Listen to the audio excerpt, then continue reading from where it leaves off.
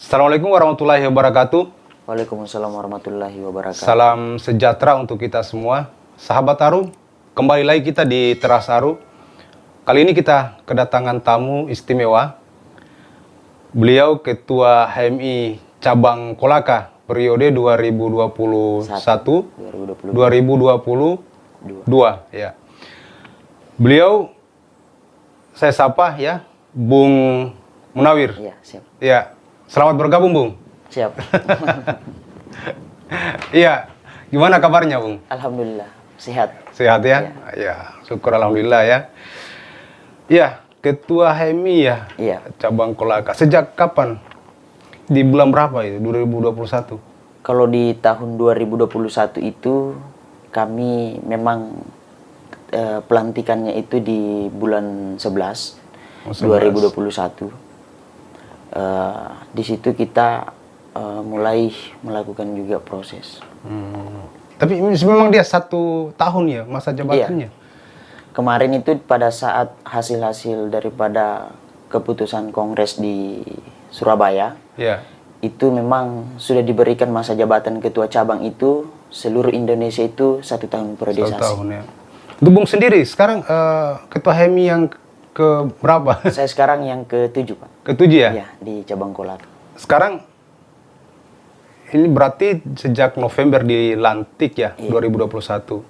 Berarti sisa berapa bulan lagi ini berakhir jabatannya? Bulan 11 itu. Bulan 11 ya? Iya. 11 2022. 2022. Ini sekarang bulan 6 ya? Iya, bulan 6. Ya, sekitar 3 bulan lagi ya? Ya, 3 bulan. sekitar 3 bulan lagi. Ya, untuk program kerja yang dilakukan saat ini apa yang paling fundamental? Jadi langkah awal yang kita lakukan pada saat saya selesai pelantikan itu, Ya. itu kita ingin membenahi kembali persoalan internal. Karena di internal itu sekarang, khususnya di HMI Cabang Kolaka itu, banyak sekali polemik yang kemudian terjadi antar sesama kader. Iya, iya. Sehingga terkadang ada juga kader-kader yang kemudian selalu melakukan hal-hal yang saya anggap itu tidak mencerminkan sebagai kader himpunan mahasiswa Islam. Contoh salah satu kejadian beberapa kali itu, kalau teman-teman itu sering melakukan proses kaderisasi, Iya. ada juga oknum-oknum yang kemudian datang selalu melakukan hal-hal yang ingin mencoba menghentikan aktivitas kami dalam proses kaderisasi, karena mereka juga menganggap dirinya sebagai kader HMI. Memang di HMI Cabang Kolaka itu terakhir di masa kepemimpinan Ketua Umum sebelum saya, Ketum Umar, itu memang sempat terjadi namanya dualisme. Ya. Karena itu turunan dari PB HMI juga pada saat itu dualisme. Ya, ya. Namun pada saat ingin dilakukan proses kongres di Surabaya, Iya. itu kedua kubu ini sudah didudukkan bersama oleh pihak MPK PB HMI untuk menyelesaikan semua konflik-konflik yang dualisme di cabang. Nah, pada saat itu yang menjadi ketua cabang itu adalah Ketum Umar dengan Ketum Ruslan. Dan masing-masing mengklaim memiliki legalitas masing-masing. SK. Jadi pada saat itu memang sebelum dilaksanakannya Kongres HMI itu kan pasti PB HMI ini menyelesaikan semua konflik di internal cabang. Nah, pada saat dipertemukan melalui media Zoom, itu mereka sudah diminta untuk memperlihatkan masing-masing legalitas.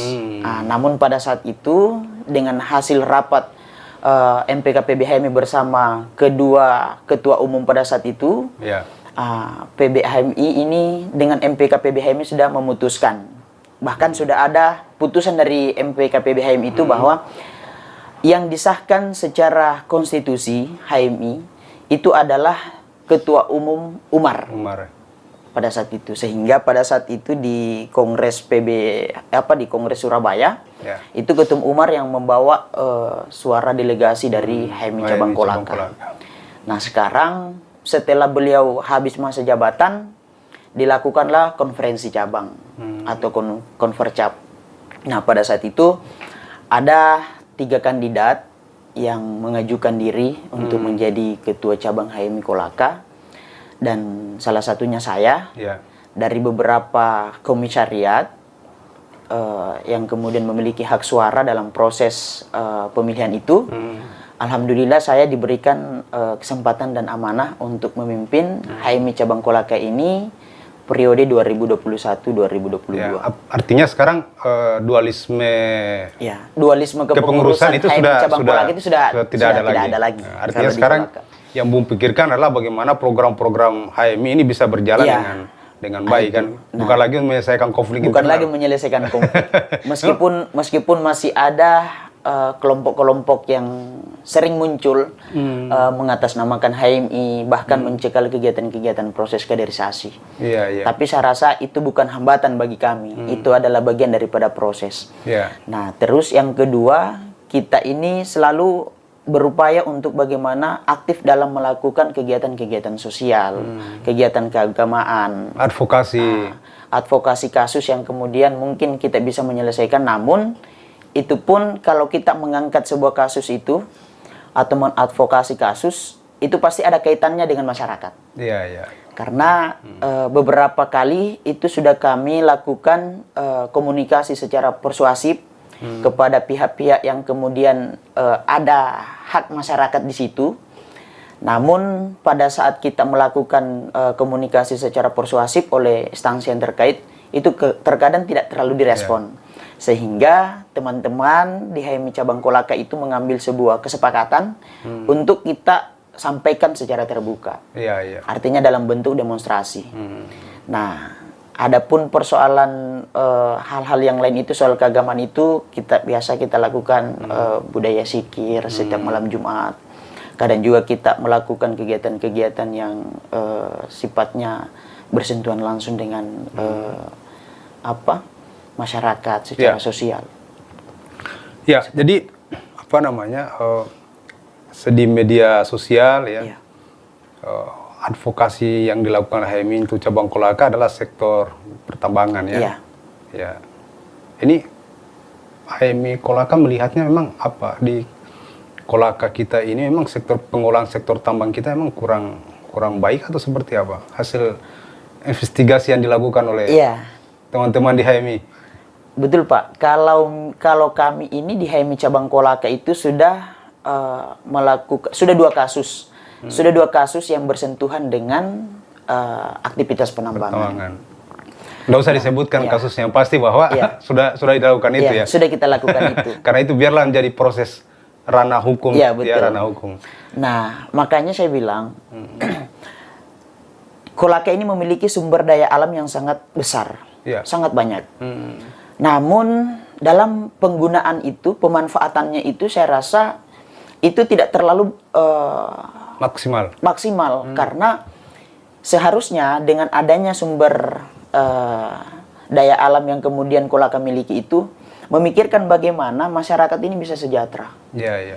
Namun saya melihat dari kacamata awam saya ini, melihat kondisi-kondisi dalam proses aktivitas penambangan, kalau kita mau melihat di Kolaka ini sangat banyak perusahaan-perusahaan besar yang melakukan aktivitas penambangan di sini. Namun kalau kita tarik pada segi kesejahteraan masyarakat, artinya efek daripada aktivitas penambangan itu sangat minim. Sejauh dari harapan. Sangat jauh dari harapan. Karena saya sering diskusi sama teman-teman, bahkan dari tokoh-tokoh masyarakat, tokoh adat, itu tidak ada secara realitas itu ada bantuan yang ke adat, bahkan dalam konteks bantuan-bantuan sosial. Sekalipun ada, itu tidak sesuai dengan apa yang menjadi kewajiban perusahaan. Nah, makanya kami ini sering menyampaikan aspirasi ke Dewan Perwakilan Rakyat untuk bagaimana pemerintah daerah, ini terakhir kami angkat kasus, kami meminta kepada pemerintah daerah untuk bagaimana bisa membuat peraturan daerah terkait dengan perekrutan tenaga kerja lokal. Karena ada beberapa perusahaan besar yang kemudian masuk di wilayah Kolaka itu, kami sudah sedikit menginvestigasi juga terkait dengan data perekrutan tenaga kerja lokal itu sangat minim.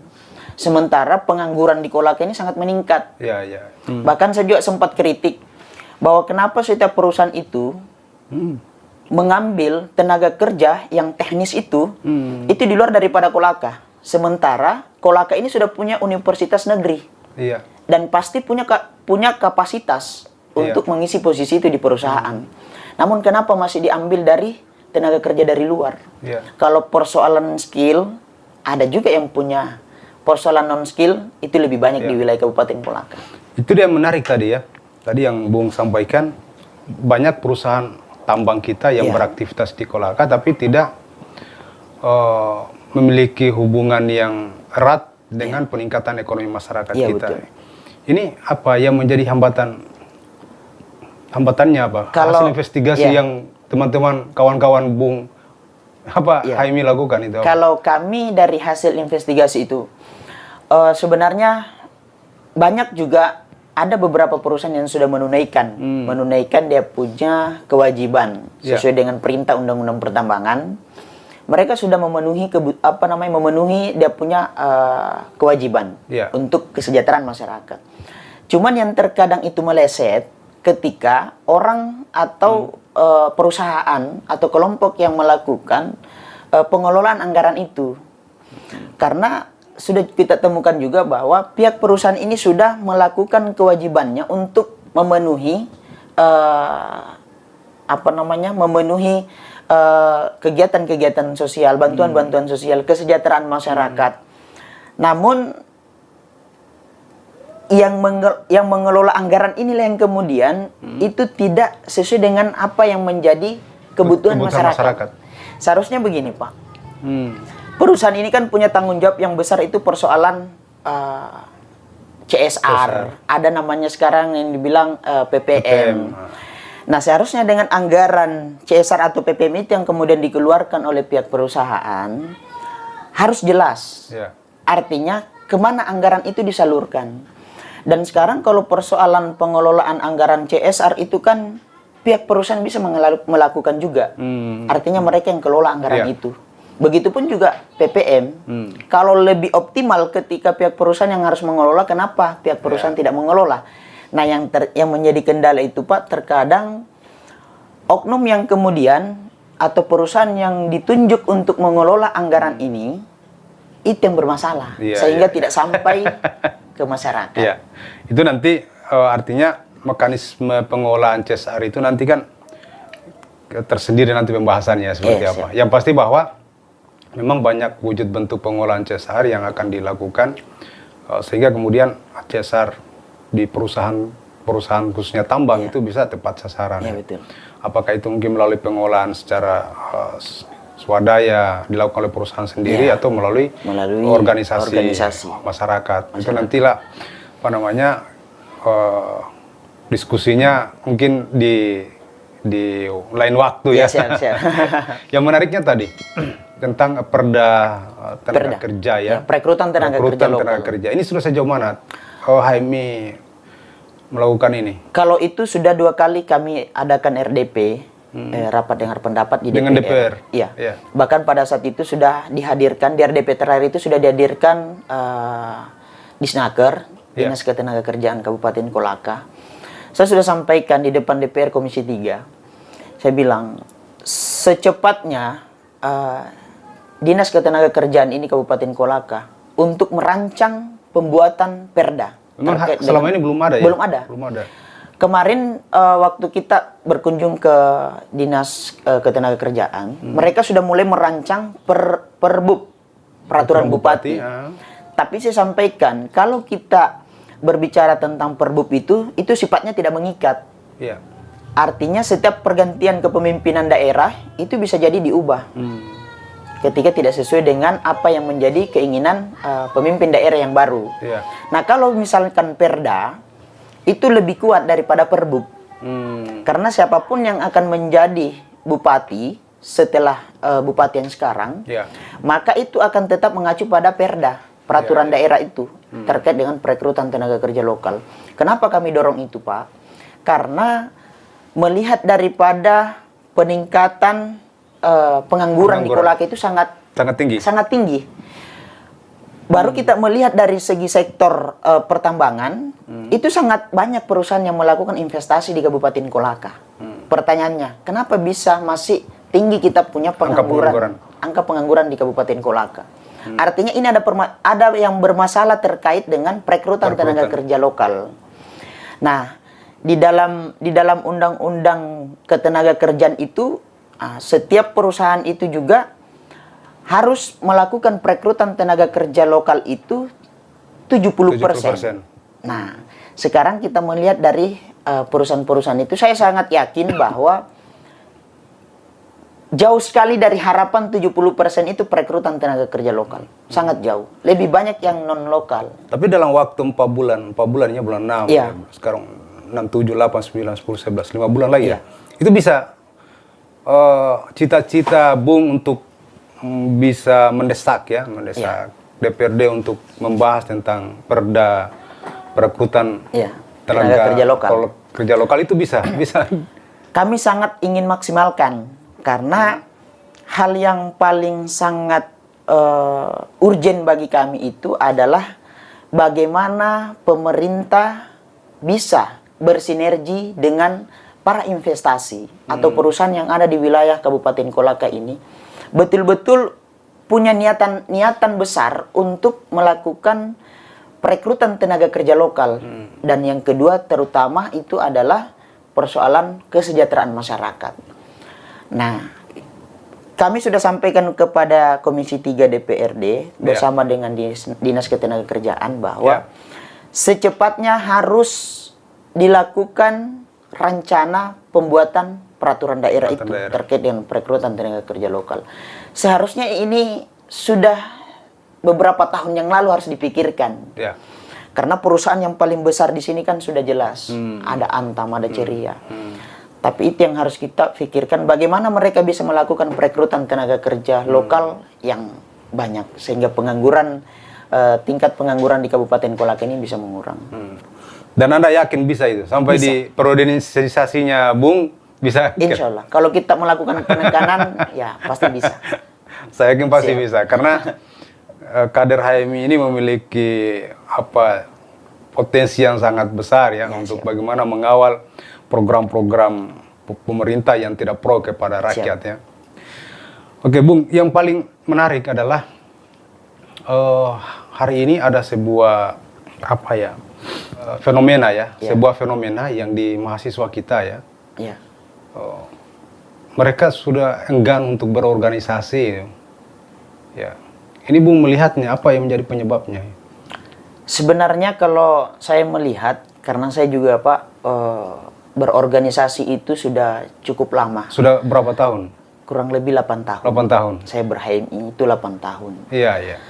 Sebenarnya kalau kenapa mahasiswa sekarang ini agak mulai enggan untuk berorganisasi?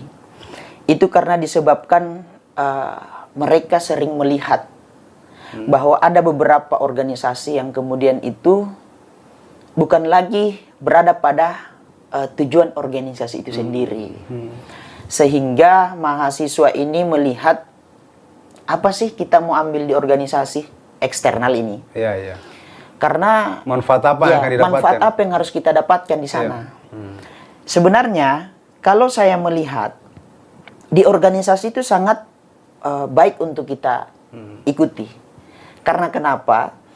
Di organisasi itu sesuai dengan apa yang saya dapatkan. Yang pertama itu kita didorong untuk bagaimana meningkatkan kita punya kualitas pengetahuan, ilmu pengetahuan. Itu yang pertama. Kedua itu soal mentalitas. Nah, kata senior, sekalipun kamu punya ilmu yang banyak, tapi ketika kamu tidak punya mental baja, maka kamu tidak akan mampu untuk menyampaikan. Sekalipun juga kamu punya mental baja, kalau kamu tidak punya ilmu pengetahuan, apa yang ingin kamu sampaikan?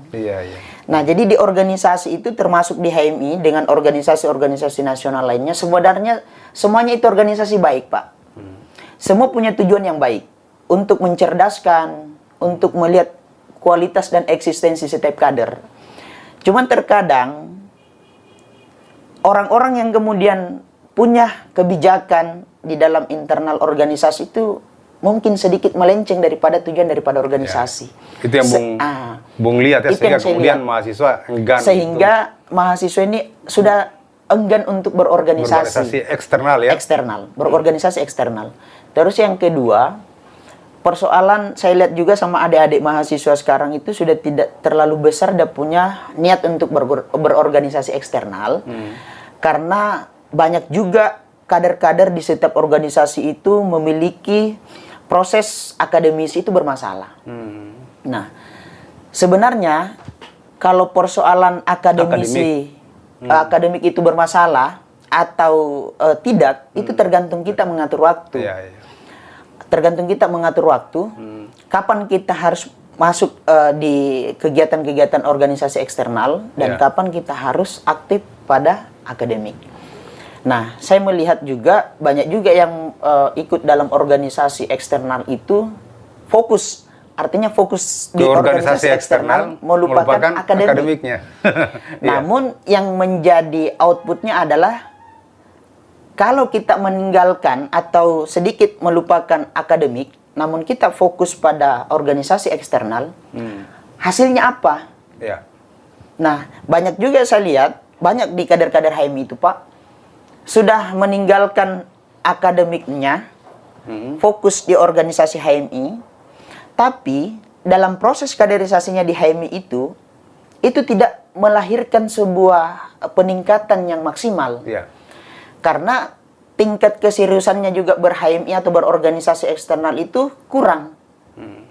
Dan yang paling objektif ketika kita berorganisasi eksternal itu, yang pertama harus kita memiliki niat untuk membaca buku. Itu yang pertama. Kedua itu diskusi. Itu penting ya, untuk menambah wawasan. Untuk menambah wawasan, ilmu pengetahuan.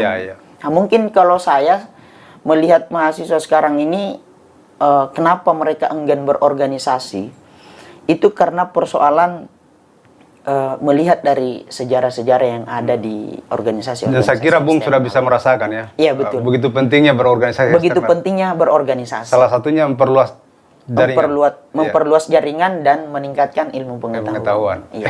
Seperti itu. Ya, itu menjadi satu kendala juga ya. Karena betul. Memang mahasiswa kita bukan saja eksternal ya. Di internal pun sebenarnya minat mahasiswa kita sangat rendah. Ya, mungkin yang Bung sampaikan tadi mungkin karena dipengaruhi oleh ketakutan akademik ya. Akademiknya akan terganggu.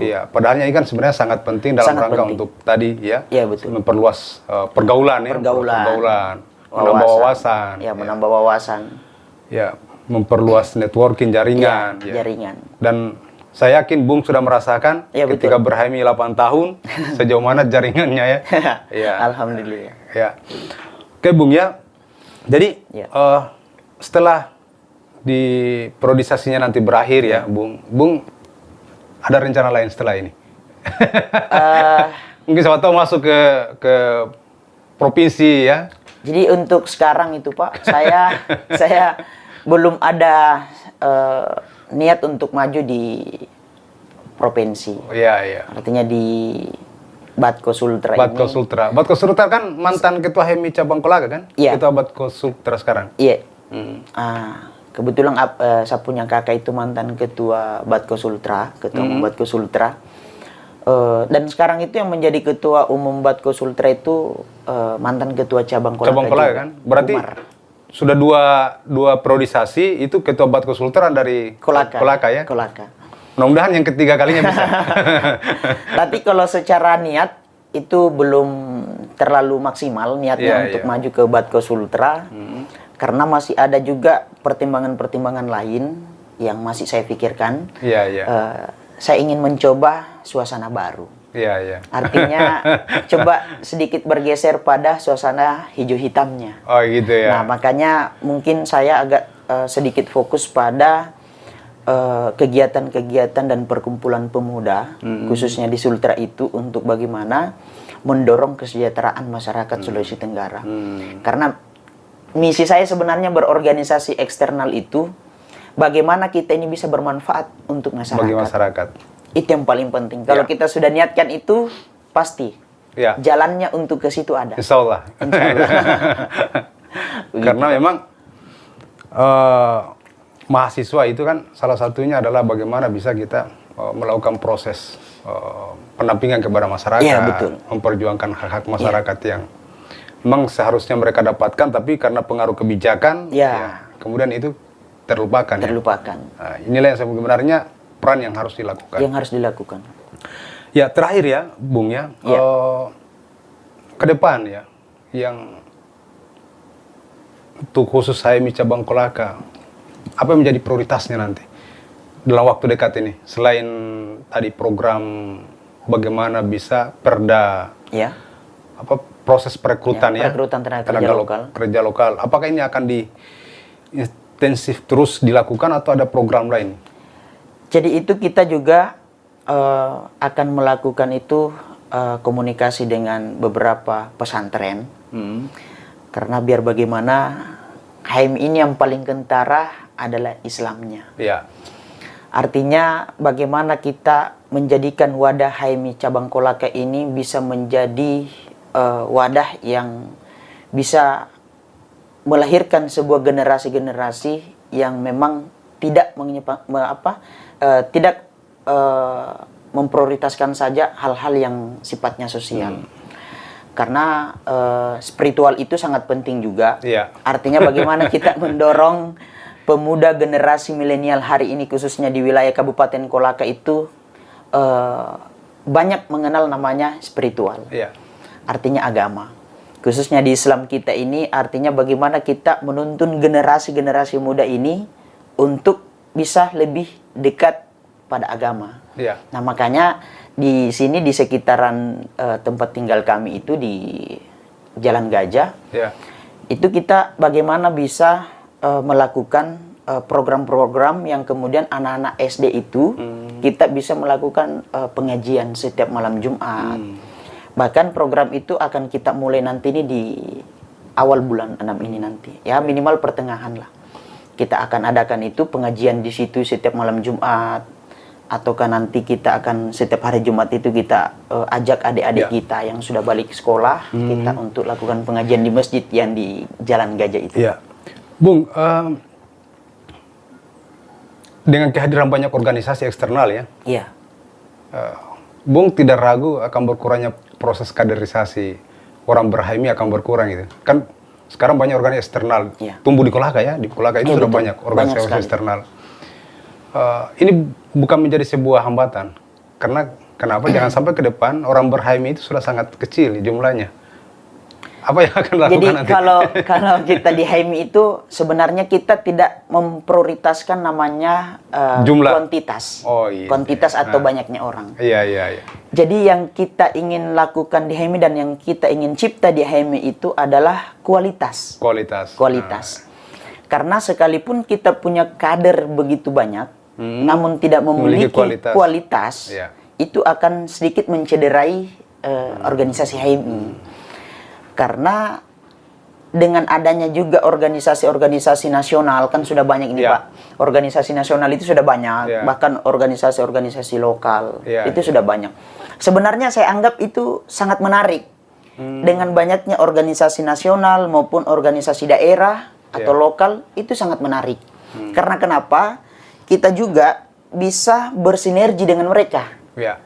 Nah, dalam artian setiap ada kegiatan-kegiatan peningkatan kualitas dalam ilmu pengetahuan, berdiskusi, berdialog, Iya, iya. bagus kita ajak mereka. Artinya jangan kita ego. Jangan kita ego dalam berorganisasi, semua kader yang ada di WSN itu kita mau rekrut. Iya. Karena kalau misalkan tidak ada pro dan kontrak, artinya tidak ada perbedaan pemahaman dalam berorganisasi, itu tidak akan melahirkan perdebatan. Iya, iya. Nah, kalau ada pro dan kontrak dalam suatu objek pembahasan, itu enak. Iya, iya. Dialognya hidup. Dan mentalitasnya juga terlihat. Iya. Saya suka kalau misalkan banyak organisasi.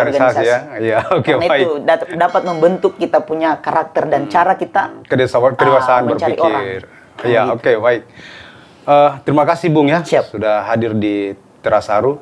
Yang pasti kami harapkan ya, doakan ya. Ya, siap. Apa yang menjadi cita-cita dan harapan dari HMI Cabang Kolaka untuk mendorong Ya. supaya ada perda ya, perda siap. untuk proses perekrutan tenaga lokal itu bisa terwujud sehingga kemudian apa yang menjadi cita-cita itu untuk mengurangi angka pengangguran Ya. yang ada di Kabupaten Kolaka bisa tercapai. Amin, amin. Ya, baik, terima kasih sahabat Aru. Demikian bincang-bincang kita dengan Bung Munawir. Assalamualaikum warahmatullahi wabarakatuh. Waalaikumsalam warahmatullahi wabarakatuh.